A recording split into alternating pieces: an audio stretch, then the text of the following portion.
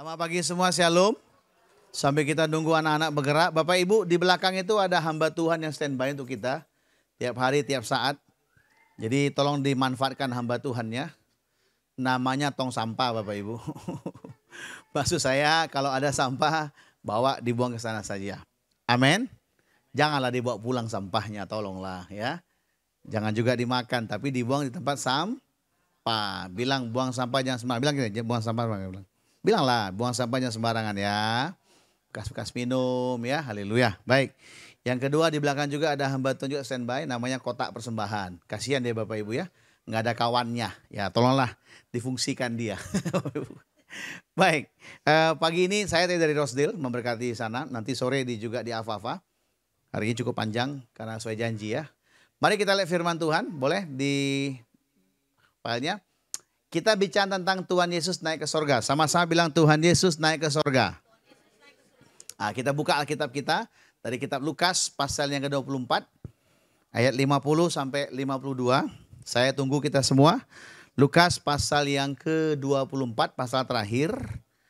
Judul perikopnya diberikan oleh LAI adalah kenaikan Yesus. Lalu Yesus membawa mereka keluar kota sampai dekat Betania. Di situ ia mengangkat tangannya dan memberkati mereka. Dan ketika ia sedang memberkati mereka, ia berpisah dari mereka dan terangkat ke sorga.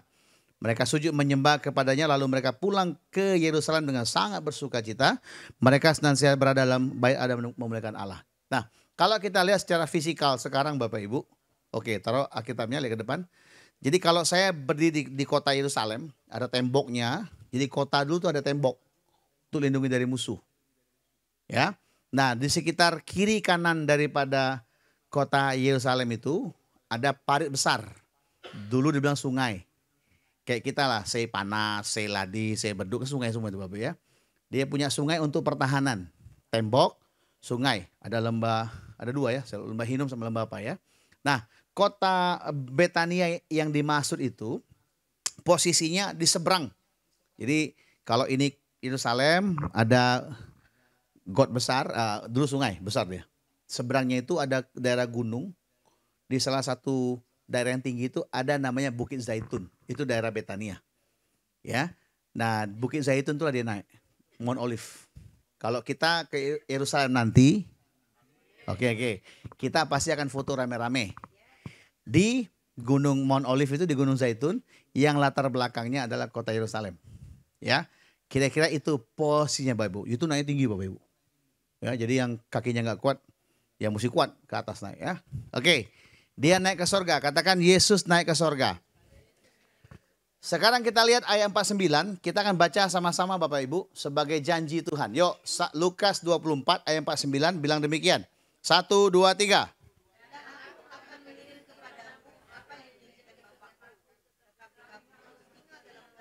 Sampai kamu, bahasanya Dr. Lukas, Tabib Lukas, sampai kamu diperlengkapi dengan kekuasaan. Be empowered, dimampukan, dipenuhi, menjadi sakti dan lain sebagainya. Ya, kitab Lukas ini dituliskan oleh Bapak Pak Lukas, seorang tabib. Ya, kitab yang kedua yang dia tulis sambungan dari kitab Lukas namanya kitab Kisah Rasul. Kita lihat sekarang bagaimana Kisah menyatakannya. Oke. Yuk sama-sama kita baca. Kisah 1, 4 dan 5. 1, 2, 3. Pada suatu hari ketika ia makan bersama-sama dengan mereka. Dan menyuruh mereka tinggal di situ menantikan janji Bapa. Yang demikian katanya. Telah kamu dengar daripadaku sebab Yohanes. Tetapi tidak lama lagi kamu akan. Sama-sama bilang dibaptis dengan Roh Kudus. Been baptized by the Holy Spirit. Tadi kitab Lukas bilang diperlengkapi dengan kekuasaan dari tempat yang tinggi. Di kitab berikutnya dia katakan dibaptis dengan Roh Kudus. Jadi kesimpulan pertama, kuasa dari tempat maha tinggi itu bicara tentang pengalaman kita dibaptis dengan Roh Kudus. Yang paham bilang amin. Nah ini kitab Lukas, Dr. Lukas yang tulis. Kalau kita lihat ada 4 kitab Injil, Matius, Markus, Lukas, Yohanes. Ya. Nah, 4 kitab ini berbicara tentang satu pribadi saja. Namanya siapa? Tuhan Yesus. kitab kelima setelah kitab 4 Injil ini namanya kitab Kisah Rasul. Di kitab Kisah Rasul yang dituliskan adalah cerita tentang gereja, tentang kita semua. Jadi kitab Kisah Rasul itu adalah diary, catatan, akte lahir daripada generasi terakhir yang namanya adalah gereja. Waktu Abraham, perhatikan ke depan, waktu Abraham mempersembahkan domba, kan berantem tuh. Ada yang bilang dia mempersembahkan anaknya, ada yang bilang apa? Ismail. Ada yang bilang Ishak. Orang Kristen dari keturunan mana? Ayo ngomonglah. Nggak tahu Pak. Oke, Ishak ya. Nah, kalau saya bilang mungkin saya usulkan kita bukan dari Ishak. Kan nggak ada tampang-tampang Yahudinya kan. IP kita kecil, dia pintar Bapak Ibu ya. Orang sana pintar cek duit, kita kan pintar ngabisin duit. Bilang amin lah. Ya. Jadi sebenarnya kalau mau jujur kita bukan dari Ishak, bukan dari Ismail. Kita dari domba yang dikorbankan. Makanya kita jadi anak Tuhan bukan secara fisik, bukan secara lahiriah. Kita jadi anak kepada Tuhan karena kita percaya kepada korban domba ini. Yang paham bilang amin. Nah ada 3 sebenarnya anak Tuhan itu. Ya, ada yang Ismail besar, bangsa besar. Ada Ishak bangsanya besar. Ada yang ketiga namanya gereja besar juga Bapak Ibu. Jadi sebenarnya kita ini jadi anak Tuhan bukan karena kelahiran, bukan karena secara fisikal, enggak. Tetapi karena kita percaya dengan korban domba Yesus. Amin. Amin. Jadi enggak usah niru-niru abang kita. Enggak usah niru saudara kita. Kan banyak nih yang niru kayak orang Ismail, niru kayak orang Ishak, benar enggak? Hah? Ada undangan, hadirlah KKR, pendetanya asli dari orang Ishak. Dari Yahudi maksudnya. Ya, datanglah beramai-ramai. Karena kita suka, kita pikir karena Yesus orang Yahudi, maka ada Yesusnya di orang Yahudi. Yang enggak juga Bapak Ibu. Jangan tertipu dengan itu. Bilang amin. Bilang amin. Oh kalau orang Yahudi Pak, di rumahnya dia pasang ini Pak, ada ayat suci mereka. Digulung di kertas, taruh di botol kaca, tempelkan di pintu rumah. Itu apa Pak? Itu jimat ya? Bukan. Jaga-jaga rumah. Ya jimat namanya. Ada nggak budaya yang lain? Ada. Ya, karena dulu Yesus mengorbankan peristiwa Paskah, darah dioleskan di ambang pintu atas dan kedua tiang. Sekarang kita buat supaya setan takut Pak, kami cat warna merah kusen pintu kami Pak. Ya boleh, cuma aneh aja Bapak Ibu. Oleh budaya satu suku, taruh kain merah, benar nggak? Kalau lagi bangun dibungkus taruh kain merah. Supaya rumah yang jangan diganggu setan, dipotonglah kerbau, kepala ditaruh di bawah. Dan lain sebagainya, itu kan budaya Bapak Ibu. Dan kita jadi Kristen, jadi anak Tuhan, bukan lahiriah. Bilang amin. Kita ini karena roh, karena percaya, karena iman jadi anak Tuhan. Jangan salah ya. Nah lihat, kitab Kisah Rasul ini menceritakan tentang bagaimana last generation, bilang generasi terakhir, di muka bumi dipakai Tuhan. Ada zaman Bapa, ada zaman Anak, zaman Roh. Jadi gereja itu lahir karena Roh, karena peristiwa Roh Kudus. Nanti kita lihat minggu berikutnya, 10 hari lagi. Di kamar loteng atas ada 120 orang kumpul, Roh Kudus turun, mereka mulai berbahasa-bahasa yang baru. Ini masih polemik nih, bahasa apa sih Pak? Nggak ngerti kita, yang penting semua bangsa-bangsa yang kumpul di situ bisa ngerti bahasa itu. Ini namanya mujizat. Bilang amin. Bilang amin. Nah ada juga yang percaya bahwa dibaptis dengan Roh Kudus itu tandanya adalah mereka berbahasa roh Pak. Karena kami tengok di Kisah Rasul, boleh juga. Nggak masalah. Semua oke. Saya orang Pentakosta, saya percaya itu. Tapi saya tidak batasi cara kerja Tuhan dengan hal yang demikian. Nah, bahasa roh sudah ada sejak zaman perjanjian lama. Saul pernah berbahasa roh. Kepenuhan dia. Cuma dulu kan bukan bahasa roh namanya. Dia seperti para imam. Ngomongnya aneh. Karena Roh Kudus penuh. Nanti kita lihat kenapa. Jadi intinya adalah gereja itu yang pertama lihat. Akan dipenuhi dengan kekuasaan dari tempat yang maha tinggi. Bilang amin. Bahasanya supaya seragam, supaya pendek. Dibaptis dengan Roh Kudus. Sama-sama bilang dibaptis dengan Roh Kudus. Sekarang kita lihat bagaimana bagaimana Matius melihat itu. Coba kita buka sama-sama. Matius pasal ke-28. Wah ini kurang itu aja ya. Matius 28 ya. Ayat 18 dan 20. Yuk sama-sama kita buka Alkitab kita yuk. Ini bagaimana caranya Matius melihat, berbeda dengan Lukas melihat. Matius 28 ayat 18, 19, 20. Sama-sama baca 18. 1, 2, 3. Yesus mendekati mereka dan berkata, 19,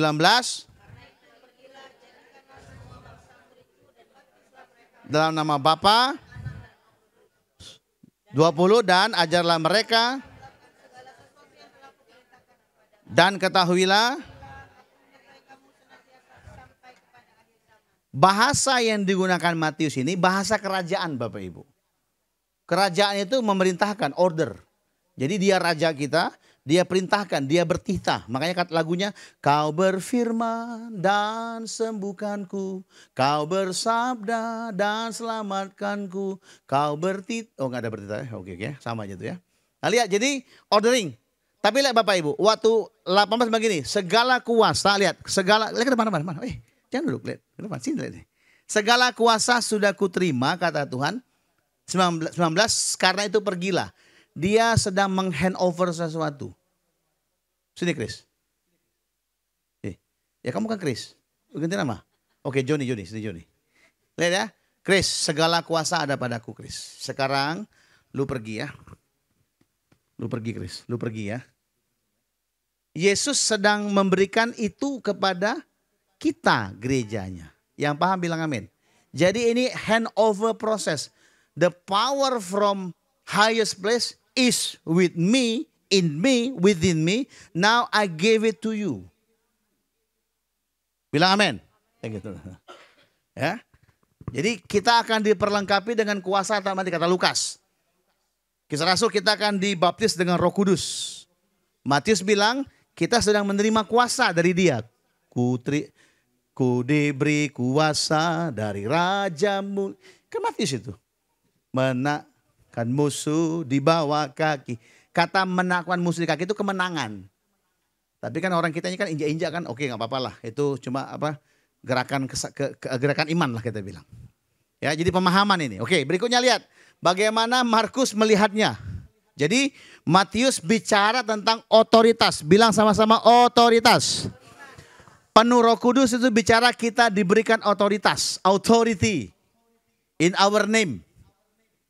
Punya kita sekarang. Bukan punya orang lain lagi. Lihat, kita lihat ke Lukas pasal 16. Sama-sama, Markus pasal 16. Bagaimana Markus memfoto hal ini. Yuk. Markus pasal 16. Ayat 15, 16, 17, 18. 1, 2, 3. Lalu ia berkata kepada mereka, pergilah.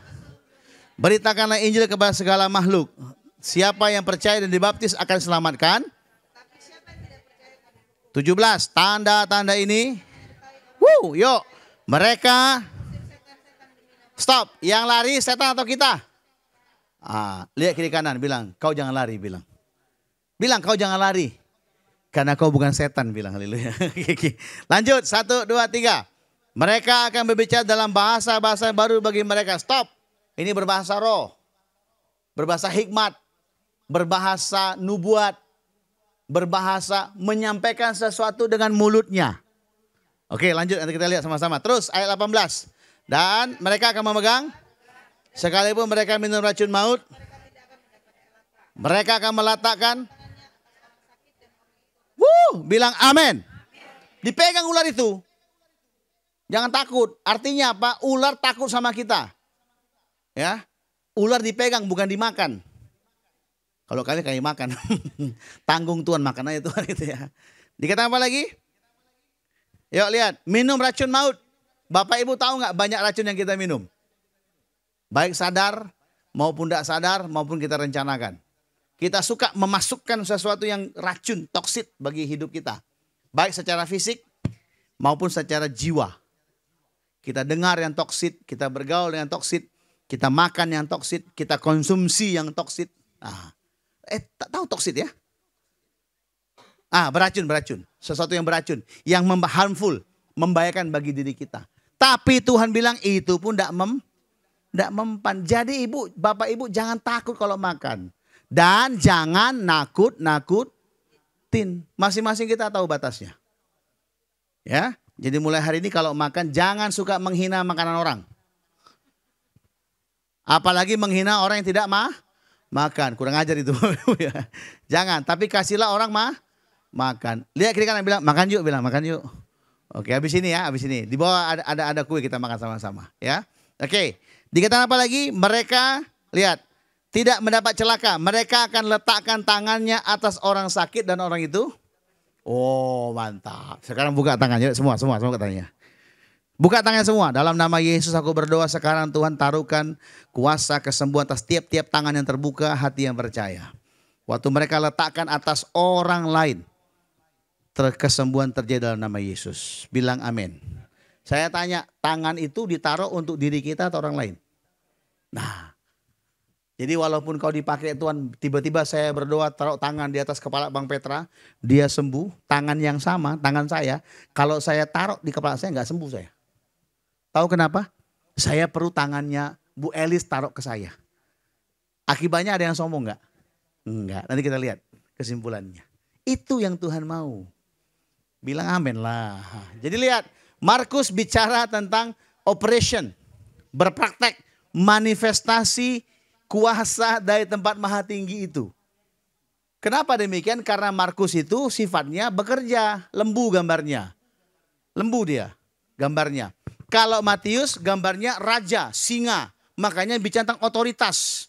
Aku yang berdaulat. Aku yang mimpin. Aku yang berkuasa. Makanya namanya daulat siahaan Bapak Ibu. Karena berkuasa Bapak Ibu ya. Oke, ini Bapak tuanya karya ini ya. Haleluya. Jadi Matius bicara tentang otoritas. Markus bicara tentang operation, manifestasi. Kita lihat bagaimana Yohanes, yuk sama-sama kita buka. Menarik Bapak Ibu ya. Saya bicara tentang kenaikan Yesus dan bagaimana Injil melihatnya secara diagram masing-masing. Yohanes 21, kita akan lihat saja ayat 15 sampai 19. Saya ajak kita baca saja judul perikopnya. Yohanes pasal 21 ayat 15 sampai 19. Yang sudah ketemu mari baca perikopnya 1, 2, 3. Wah, bilang amin.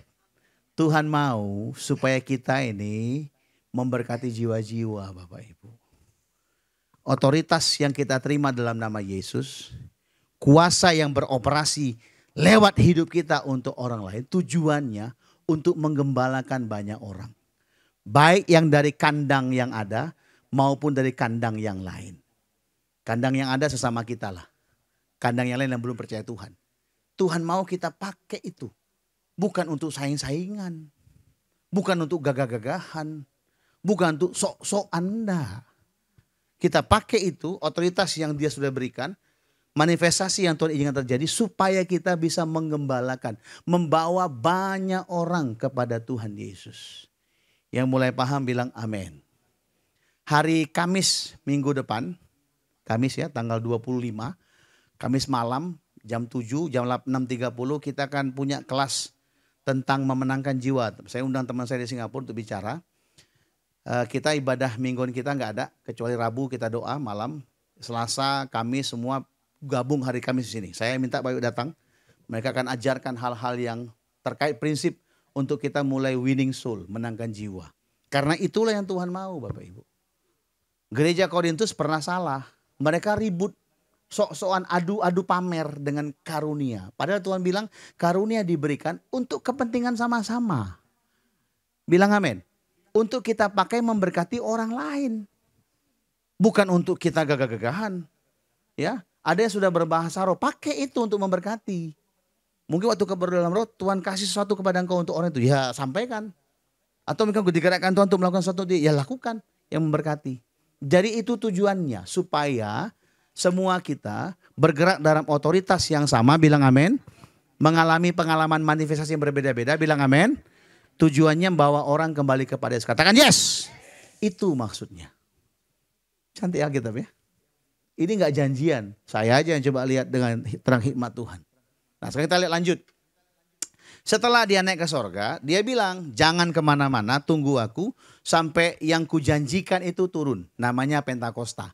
Nanti kita lihat di Kisah pasal 2 peristiwa Pentakosta terjadi. Setelah Pentakosta lah maka gereja resmi lahir Bapak Ibu. Waktu 120 orang berkumpul. Ada 500 pasang mata yang lihat dia naik. Saya tanya, Yesus naik itu mujizat nggak, Bu? Apakah itu biasa atau mujizat? Ternyata nggak semua orang lihat mujizat bisa sungguh-sungguh dengan Tuhan loh. Ada juga yang take it for granted, ya. Banyak kita kadang nggak sadar karena banyak perbuatan baik Tuhan, tapi kadang-kadang kita nggak ucap syukur. Gampang kita mengeluh, gampang kita beralih dari hadapan Tuhan. Nah, 500 yang lihat naik, tapi 120 yang kumpul. Nanti kisah 2 kita bahas minggu depan atau berikutnya. 120 orang itu mengalami yang namanya sesuatu hal yang fenomena. Bukan uka-uka, apalagi dunia lain. Bukan. Fenomena, makanya ada ilmu namanya fenomenologi. Banyak tafsir, banyak kontroversi. Tetapi yang saya perhatikan di Alkitab, bagaimana lewat fenomena itu 120 orang kumpul. Ada yang bilang lagi berdoa, ada yang bilang lagi praise and worship, ada yang bilang lagi kumpul makan, macam-macam Bapak Ibu. Kita nggak tahu karena nggak ada catatannya. Tapi yang jelas Lukas mencatat nanti 120 orang itu tiba-tiba berbahasa-bahasa yang lain. Nah ini masih kontroversi juga. Ada yang bilang pakai bahasa yang sudah ada di muka bumi. Maksudnya bahasa budidaya, bahasa budi, bahasa budaya. Ada juga bilang enggak seperti kita sekarang. Jadi kita ributnya itu aja Bapak sampai hari ini Bu. Ibu tuh bahasa roh tapi kayaknya enggak asli loh. KW Ibu tuh. Oh. Dibuka kursus bahasa roh. Bagi Bapak Ibu yang mau bahasa roh ikuti ibadah saya. 5 kali pertemuan. Bapak Ibu akan berbahasa roh. Oh, keren kan? Biaya pendaftaran. Mengikuti syarat dan ketentuan. Haleluya. Makin banyak Bapak Ibu menabur untuk pelayanan makin cepat Bapak Ibu bahasa roh. Haleluya. Diperjual beli udah biasa itu Bapak Ibu, nggak apa-apa. Tempat ini gimana Pak? Free, nggak ada. Ya. Ada yang bilang, kita mesti punya kerinduan. Mulai berpuasa. Siapa yang pernah begini? Mulai berpuasa, terus sembahyang terus, nyanyi-nyanyi itu sampai penuh. Bisa. Itu Bapak Ibu lah, terserah. Tapi yang saya tahu prinsipnya, dia pasti berikan kepada kita semua karena dia rindu supaya kita bermanifestasi dalam pengalaman-pengalaman penuh kuasa supranatural yang tujuannya bawa orang untuk digembalakan. Amin. Yang paham bilang amin lah. Jadi Pak, perlu nggak saya berbahasa roh? Perlu. Boleh nggak saya nggak berbahasa roh? Boleh. Yang nggak boleh apa? Yang nggak boleh nggak percaya Tuhan, itu nggak boleh. Ya, yang lain boleh saja. Jadi di gereja itu macam-macam Bapak Ibu. Gara-gara karunia bahasa roh, pecah gereja di Korintus. Ribut. Dan saya bilang begini, dari 9 karunia Roh Kudus, memang karunia bahasa roh itu yang paling seksi bagi iblis mungkin. Makanya itu yang diganggu iblis. Iblis nggak ganggu karunia iman, nubuat, pengetahuan, kesembuhan, mujizat. Membedakan roh gak ganggu. Tapi dia ganggu yang namanya karunia bahasa roh. Gara-gara diganggu itu ribut gereja Bapak. Berapa banyak gerakan Kristen pecah gara-gara urusan bahasa roh. Ya Pak ya. Berapa banyak orang akhirnya minder ke gereja Raja Isa. Karena gak bisa bahasa roh. Gak ada. Haleluya Bapak Ibu ya. Gereja tempatnya mungkin banyak. Ya. Berapa banyak orang terganggu atau orang berbahasa roh. Gara-gara dia gak bahasa roh. Berapa banyak orang sok-sokan dengan bahasa rohnya. Tuhan bicara. Macam gak ada kerja Tuhan. Ngomong terus Tuhan itu ya. Cerewet Tuhan di bigotnya. Ya, sini gak ada lah. Ya, saya tahu punya pengalaman Bapak Ibu ya. Jadi jadinya makna sebenarnya, tujuan sebenarnya gak capek Bapak Ibu. Oke, sekarang kita lihat teologianya. Supaya Bapak Ibu jangan ditipu. Saya rindu Bapak Ibu berbahasa roh. Kita nyembah enak. Enak berbahasa roh. Itu membangun diri kita. Kadang-kadang waktu kita bahasa muncul hikmat. Untuk kita, untuk orang kita ngomongkan Bapak Ibu. Ya, kadang-kadang muncul ide. Ya, waktu kita, memang itu Tuhan kasih sama kita. Lihat Bapak ya. Waktu Nimrod, tahu Nimrod Bapak Ibu? Mereka siombing, Nimrod ya. Nimrod mencoba menjadi sama dengan Tuhan. Apa yang dia bangun? Ada yang tahu nggak apa yang dibangun? Namanya Menara Babel, bukan Provinsi Babel, bukan. Itu Bangka Belitung, kampungnya Cianggra, bukan ya. Dia bangun Menara Babel, mau mencapai tuh bagaimana cara Tuhan menggagalkan usaha manusia itu. Tuhan kacaukan bahasanya, kata kitab. Kalau bahasa kita, Tuhan berikan banyak bahasa. Bingung mereka. Tiba-tiba saya ngomong. Yang orang Jawa Tengah tidak bisa ngomong sama Jawa Pinggir. Kok Tengah Jawa Pinggir? Jawa Timur, Jawa Tengah Jawa Pinggir lupa saya. Ya. Dan kacau Bapak Ibu. Sehingga sejak saat itu manusia tersebar dengan berbagai budi dan bahasa. Nah di gereja hari ini ada berapa bahasa ini? Bahasa tebing. Bahasa tebing. Bahasa karimun. Bahasa apa ya? Kan banyak kan? Nah, bahasa Batak. Bahasa Hokkien. Teochew. Bahasa Sunda. Kan banyak bahasa kan? Dan bagaimana coba bayangkan saya ngomong sama Ibu, saya ngomong sama Ci Anggra pakai bahasa Indonesia, dia jawab saya pakai bahasa Kek. Kan lucu Bapak Ibu. Entah kami yang sakit atau yang gila nggak tahu kita. Udah nyambung kan?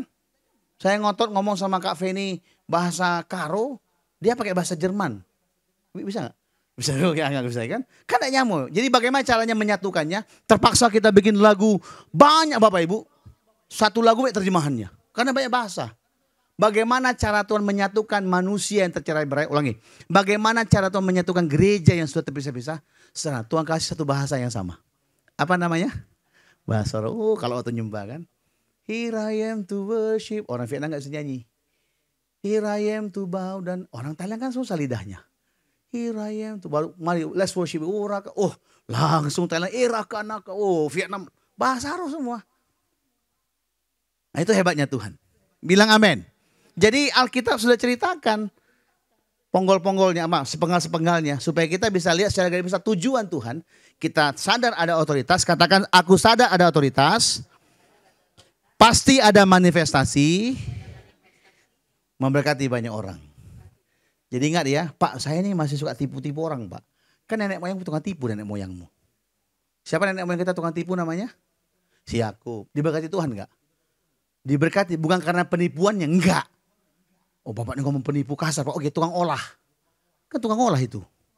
Kurang keren Pak, pemain dia udah pemain dia. Tapi saya tanya apakah sampai dia mati dia pemain? Tukang olah, tukang tipu? Enggak, diubahkan hidupnya. Sama. Engkau yang suka ngolah, yang suka nipu, sebenarnya kau diubahkan Tuhan. Dan engkau yang kurang ngajar dipakai Tuhan untuk jadi berkat bagi banyak orang. Bilang amin lah. Kalau karena usaha kita jadi baik, ya nggak usah perlu Tuhan lah. Kita perlu PMP aja. Pendidikan moral, Pancasila udah cukup. Tapi karena kita tahu kita gagal untuk jadi seperti Tuhan mau, kita perlu dia mengubahkan hidup kita. Ya, jadi lihat, kemana-mana Bapak Ibu ya. Jadi hari Kamis ya, nanti saya akan WA supaya kita kumpul. Biar teman-teman dari Singapura mereka doain, mereka berkati kita, mereka ajarin kita. Dan kita boleh diperlengkapi dengan dimensi yang lain dari firman Tuhan. Jadi lihat, firman Tuhan menyatakan supaya kita semua apapun kondisi kita sadari ada otoritas. Katakan aku percaya otoritas Tuhan atas hidupku. Pejamkan mata. Sekarang depositkan pengetahuan ini Bapa dalam tiap-tiap kami dalam nama Yesus. Amin. Nah tinggal tunggu manifestasinya. Operationnya, kenyataannya terjadi. Dan ingat apapun yang kita alami karena Tuhan, ingat tujuannya supaya membawa kita draw near us to Jesus. Bawa kita kepada Tuhan, itu saja. Ya, lanjut kita. Kalau bicara tentang roh Bapak Ibu, maka Alkitab itu mencatat dua macam pemahaman. Nah ini kenapa penting? Supaya kita sadar ini siapa kita. Yang pertama namanya spirit upon, bilang spirit upon. Yang kedua spirit within, bilang spirit within. Nah agak repot bahasanya kan, sudah mulai keselio lidahnya Bang Masa. Oke kita pakai bahasa Indonesia. Yang pertama Roh Kudus turun atasmu, atasku. Roh yang turun, hinggap. Kalau bahasa lamanya hinggap. Yang pertama itu berlaku dari perjanjian lama sampai perjanjian baru. Berlaku itu. Makanya tiba-tiba Saul bisa dihinggapi roh Tuhan, bikin hal yang benar. Tetapi di lain kesempatan tiba-tiba roh Tuhan lari, Saul kesetanan. Ada kan cerita kan? Makanya Daud bilang, jangan ambil rohmu daripadaku Tuhan. Nah itu. Karena Daud tahu spirit upon. Perjanjian lama mereka nggak punya Roh Kudus dalam diri mereka. Haleluya. Saya mau bilang begitu. Tapi perjanjian baru selain spirit upon, kita juga punya spirit within. Katakan roh di dalamku. Paulus katakan itu tanda materai. Roh Tuhan itu waktu kita percaya akan kematiannya, maka rohnya dalam diri kita sebagai tanda materai, tanda kepemilikan. Makanya orang Kristen yang percaya Tuhan Yesus tidak bisa kerasukan setan. Nggak mempan Bapak Ibu. Karena apa? Bukan karena kita hebat. Tapi karena roh yang dalam kita itu. Bilang amin, bilang amin, amin, bilang amin. Nah, mati lampu Pak ada setan. Enggak, jangan. Jangan karena mati lampu ada setan. Hidup lampu Pak ada setan, Bapak Ibu. Jangan sok-sok rohani. Ya, mati lampu tahu ada setan. Gereja tidak pernah tahu ada Tuhan, ya, haleluya. Jadi kita ini ada roh Tuhan, tidak bisa kita dihinggapi roh setan. Ya Pak, tapi kan ada kerasukan Pak, anak Kristen. Banyak telitinya. Tapi kalau kita psikologi, teologi psikologi. Kita belajar ilmu ya.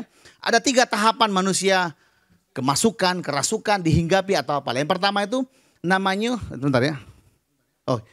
Oke. Obses, depress, possess. Bahasa susah, bahasa teknis ini apa ya. Obses itu ada lagunya, terbayang-bayang di wajah. Jadi pikirannya dikuasai oleh hal-hal yang buruk. Stres ringan. Khawatir, ngomongnya ngelantur. Stres ya. Karena tekanan hidup. Jadi suka lihat setan. Pak, aku tidur Pak. Kok aku tengok ada setan Pak? Bukan, karena masalah dengan lakinya, dengan bininya, dengan anaknya, dengan kerjaannya. Jadi dia suka lihat setan. Yang kedua, itu kita alami, bisa dialami Kristen bisa. Yang kedua namanya depress atau bahasa kita depresi. Perlu penanganan kan? Perlu chemical, perlu terapi, ya. Kalau bahasa kita perlu pelayanan kelepasan. Kan? Siapa yang belum pernah pelayanan kelepasan? Nggak usah angkat tangan, saya kasih tahu, Tuhan lepaskan engkau, haleluya Bapak Ibu ya. Kalau enggak saya keliling ke rumah-rumah, melepaskan orang Bapak Ibu ya.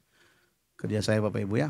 Oke, jadi ingat, obses, depres bisa kita alami. Bisa. Karena berbagai tekanan, pemikiran, beban pikiran kata bahasa. Tapi yang namanya poses, dimiliki setan, enggak bisa Bapak Ibu. Kita nggak bisa diposes, posesif nggak bisa. Jadi yang kerasukan itu Pak ada 2. Akut dia beban pikirannya. Akut pengaruh mentalnya. Tiap hari dibilang maaf ya. Pelacur lah sama bapaknya. Ditampar lah.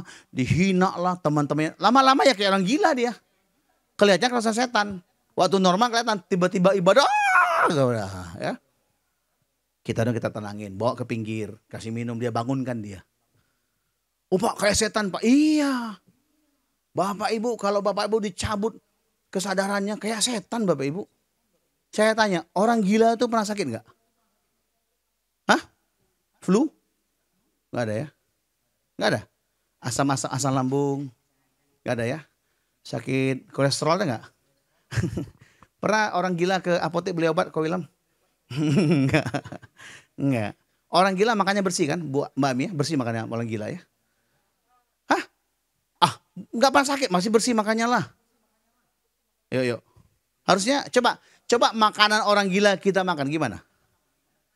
Belum kita makan udah gila kita kan? Karena apa? Karena fungsinya cabut. Tuhan tuh hebat gitu Bapak Ibu.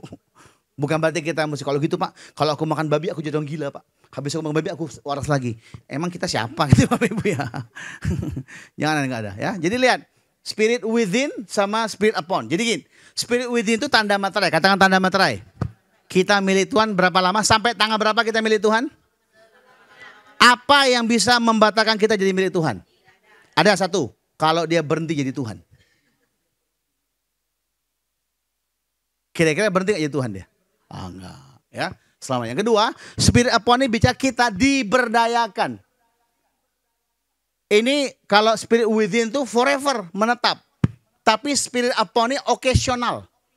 Bagaimana Tuhan mau pakai kita untuk satu tujuan khusus. Ya kalau kita berdiam dan banyak ngomong ya ada. Waktu kau kerja, mau bikin proyek. Mampukan aku Tuhan. Pengurapan itu tiba-tiba kau lancar bikin. Tuhan. Kau kunjungan ke rumah sakit, temanmu sakit, teman baik. Bukan orang Kristen, tapi kau punya hati untuk dia. Maksudnya punya hati itu bukan naksir, bukan maksudnya apa ya. Kau sayang pula. Peduli ya, peduli kepada dia. Terus kau bilang, sis, aku doain kau sembuh sis ya. Sorry sis, aku cuma doanya tahu pakai bahasa Kristen. Kristen yang mana? Nabi itu bukan bahasa orang Kristen lah. Kau baik kajinjongmu.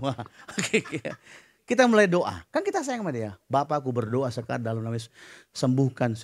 Tiba-tiba sembuh nangisnya. Dia tanya, aku gak bisa Kristen kayak kau sis. Nanti dibuang orang. Yang penting kau percaya Tuhan. Engkau sedang gembalakan dia. Amin. Mertuaku tuh belum baptis. Dia bilang bastik dia bilang. Tapi tiap kali kita ibadah, kalau mau sembuh, yes aku sembuh. Yesus sembuh. Cece bilang, Ama percaya Tuhan lah. Masa Ama gak mau sama kami surga nanti? Nah, mereka mulai injili. Jadi Tuhan mau Spirit upon itu waktu kita sedang berkegiatan. Entahkah membangun sesuatu, jadi berkat, Tuhan mampukan kita. Amin. Minta ke dia, minta. Waktu mau bikin proyek, waktu mau kerja, apa saja minta sama dia, minta. Mampu kok, Pak. Untuk kerja tukang-tukang, Pak. Kalau komputer, apa komputer bilang Tuhan mampukan aku Tuhan. Supaya kerja komputerku berhasil Tuhan Yesus, haleluya ya. Biar untungnya banyak, cuan habis gitu ya, haleluya misalnya. Dan lain sebagainya. Yang kerja di industri, kerja di sekolah, apa saja, minta ke dia. Saya selalu pakai ini Bapak Ibu. Makanya orang tanya, kok bisa Pak? Saya ketawa aja. Dia gak tahu rahasia, inilah. Kasih hikmat Tuhan, aku mau ketemu mereka, kasih perkataan pas. Wah pas ngomong pas Bapak Ibu. Jadi ini dua-dua ada sama kita, bilang amin. Perjanjian lama hanya punya yang atas, tidak punya yang bawah. Kita punya dua-duanya. Waktu kita dibaptis Roh Kudus, sesungguhnya kita sedang mengalami kedua fenomena ini Bapak Ibu. Jadi percaya, otoritas diberikan, engkau berhak penuh bergerak dengan manifestasi yang aneh-aneh, yang macam-macam, yang mungkin berbeda. Tapi tujuannya untuk menggembalakan banyak orang. Supaya banyak orang sadar ada Tuhan bagi hidup mereka. Lihat berikutnya Bapak, tentang Roh Kudus ya. Lihat catatan kitab. Roh Kudus itu bicara tentang 9 manifestasi karunia Roh Kudus. Tetapi Alkitab yang sama juga bicara tentang 9 aspek buah roh. Menarik Bapak Ibu ya. Kalau kita lihat secara aksara Yahudi, angka 9 itu menyatakan angka malaikat. Angka roh. Lihat 9. Kalau kita lihat di yang pertama buah roh, lihat tuh. Sama-sama baca. 1, 2, 3.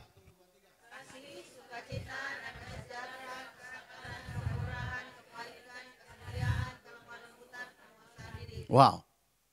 Orang bilang 9 buah roh. Sebenarnya bukanlah. 1 buah rohnya.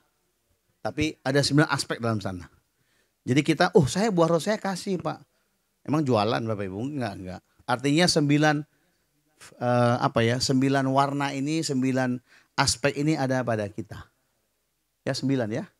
Mesti dihafal nggak Pak? Iya nanti di pintu surga ditanya Petrus. Hafal nggak? Kalau nggak, enggak. Nah itu otomatis saja ya. Tapi lihat ada 9 karunia roh. Sama-sama kita baca. 1, 2, 3.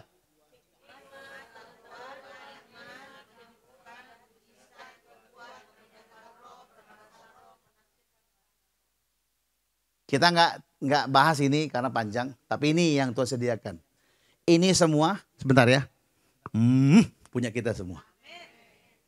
Contoh, saya kasih 1 contoh. Yesus ketemu perempuan Samaria. Dia pakai hikmat dong. Kan perempuan Samaria tidak gaul dengan laki-laki Yahudi, nggak boleh. Makanya Yesus mulai duluan. Perempuan itu kalau mulai duluan dia pelacur. Yesus laki-laki mulai, beri aku minum dong. Dengan hikmat dia masuk ke sana. Waktu para murid pergi, disuruh semua pergi ke kota beli makanan, dia tinggal sendiri. Saya tanya, kalau kita punya ketua, masa kita tinggal ke ketua kita? Enggak kan, pasti kita temenin ketua kita kan. Yang bagi tugas ya. Sebagian ke sana, aku temenin ketua. Pasti begitu dong. Ini enggak loh. Dengan hikmatnya Yesus suruh mereka pergi semua. Karena kalau ada Petrus itu, perempuan Samaria dibal-bali dia Bapak Ibu. Sepak-sepak Petrus itu. Karena sampah bagi dia kan. Najis bagi dia. Makanya suruh pergi semua. Ketemu dia pakai hikmat. Setelah hikmatnya turun, terjadi conversation. Tiba-tiba Yesus punya pengetahuan. Bukan karena dia baca atau ikut PPKN, ikut IPS, IPA. Bukan pengetahuan itu, bukan. Dia tiba-tiba Yesus tahu kalau laki-laki perempuan ini laki-lakinya berapa orang? Ada 6. 5 resmi, gagal, 6 latihan. 6 dia. Kaget perempuan itu. Kok tahu? Siapa WA dia ya? Bocor WA aku. Wah, ya Instagram mungkin. Enggak. Yesus ngomong aja. Setelah itu apa? Yesus bilang dengan iman. Akan ada masanya, bukan nyembah di Gunung Gerizim, tempat sembahyang orang Samaria. 10 suku, bukan sembahyang di Yerusalem. Jadi kalau ada pendeta ngotot sembahyang di Yerusalem, bingung juga kita. Kan Yesus bilang bukan sih tempatnya. Tapi akan tiba saatnya kita menyembah dalam roh dan kebenaran. Sama-sama bilang roh, bilang kebenaran. Nah, itu Yesus katakan. Dikasih tahu imannya. Berikutnya apa? Dia sembuhkan. Perempuan itu luka hatinya. Makanya lagunya tiap hari, luka-luka yang di hatiku. Gitu, kan? Dia sembuhkan. Kata menyembuhkan sama mujizat itu sama operatingnya untuk memulihkan. Kalau mujizat itu, menyembuhkan perlu waktu. Kalau mujizat langsung instan. Perempuan itu mengalami mujizat instan. Nah, dan seterusnya, dan seterusnya. Itu contoh Yesus. Nah, contoh kita yang semua aktif di marketplace, lihat. Contohnya membedakan roh. Memang agak aneh, lucu bahasa Indonesianya. Karunia membedakan roh. Kita sibuk kan ini roh lapar atau roh hantu. Di gereja kami ada roh ngantuk. Kami tengking roh ngantuk. Jangan ditengking roh ngantuk. Kasih kopiko atau cucimu. Kalau enggak, hei! Kasih kaget biar bangun mereka. Roh ngantuk.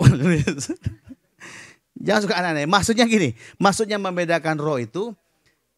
Tuhan kasih kemampuan khusus untuk kita, ini bahasa Inggris maksudnya.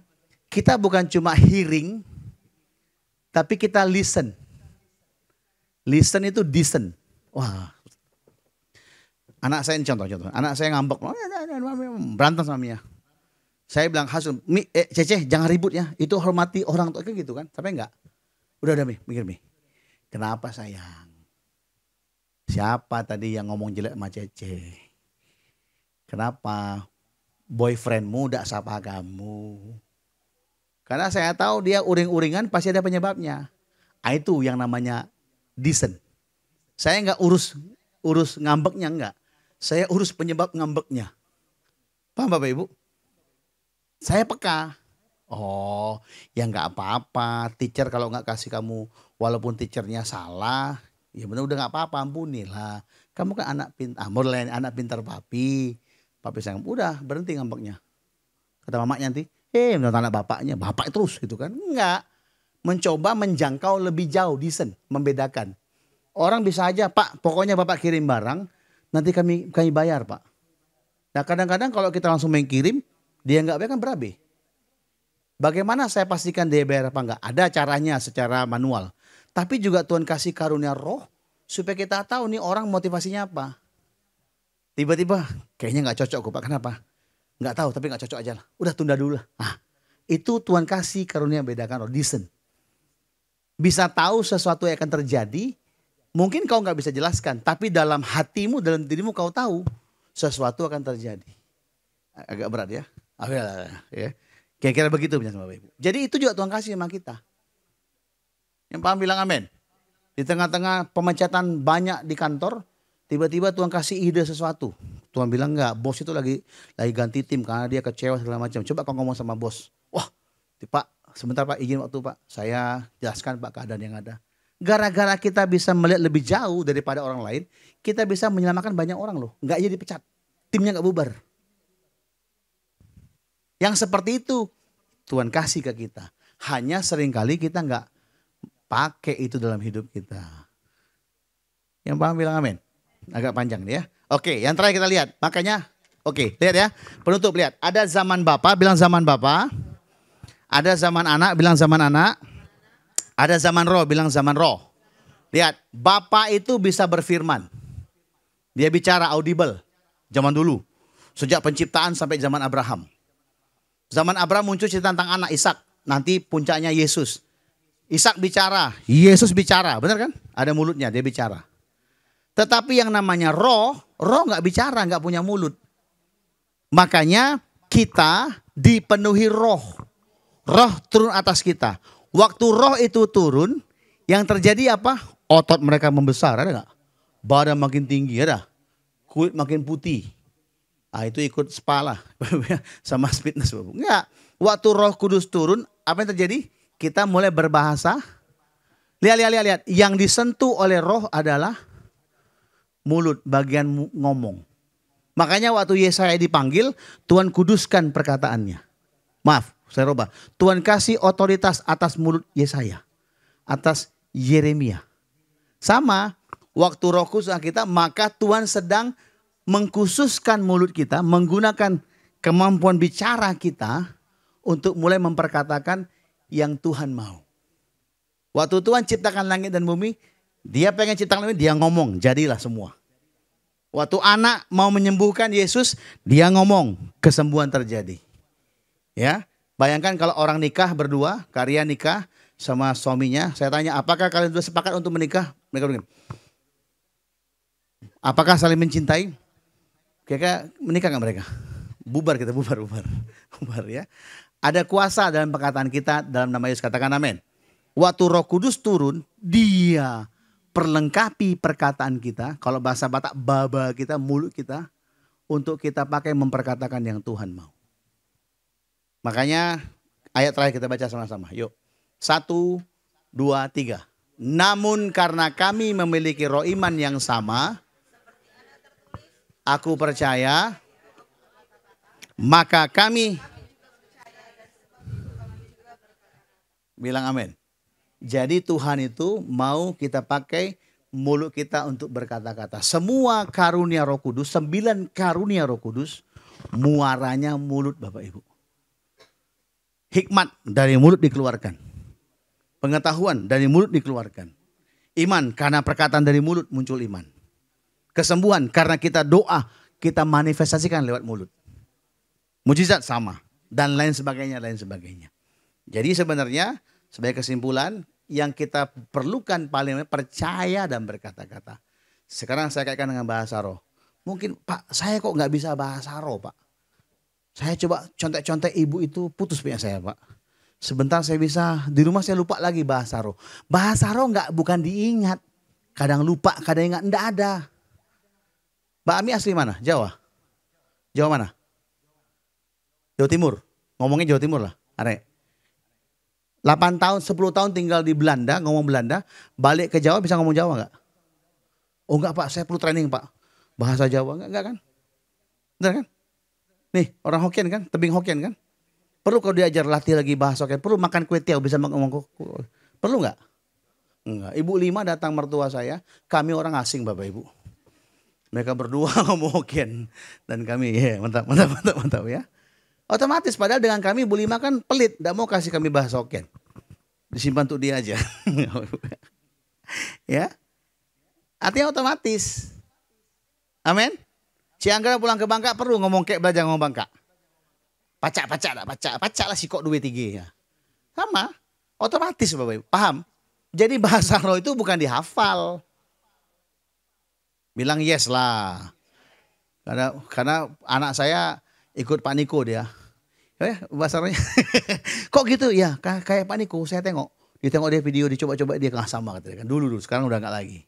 Ya, enggak gitu. Bahasa roh itu sesuatu karena kita percaya.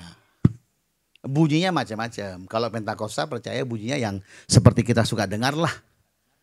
Tapi juga enggak dibacain. Bahasa roh itu waktu kita ngomong sesuatu yang kita mengerti dengan bahasa akal budi atau kita tidak mengerti, bisa saja roh kerja lewat dua-duanya. Bukan suaranya yang kita pentingkan, no. Tapi manifestasi daripada kuasa Tuhan itu yang kita rindu untuk dilihat. Bilang amin. Dan manifestasi itu menyembuhkan, memulihkan, menggembalakan jiwa kita dan jiwa banyak orang sekitar kita. Sekali lagi, bahasa roh itu bukan sekedar bunyi yang berbeda, enggak. Ada yang bahasa gini, ada kan? Ada enggak Kak? Kok kayak ngeden Pak? Lucu gitu kan? Nah kalau kita lihat itu jadi lucu. Ada juga yang bahasa roh, loh. Saya kemana-mana pelan Bapak Ibu. Saya pikir langsung setan kan. Enggak Pak, dia bahasa roh Pak. Mantap kan. Langsung diam saya. Ternyata bahasa roh saya belum update. Mereka sudah 5.0. Saya masih 2.1 rupanya. Macam-macam Bapak Ibu. Ada juga yang bahasanya.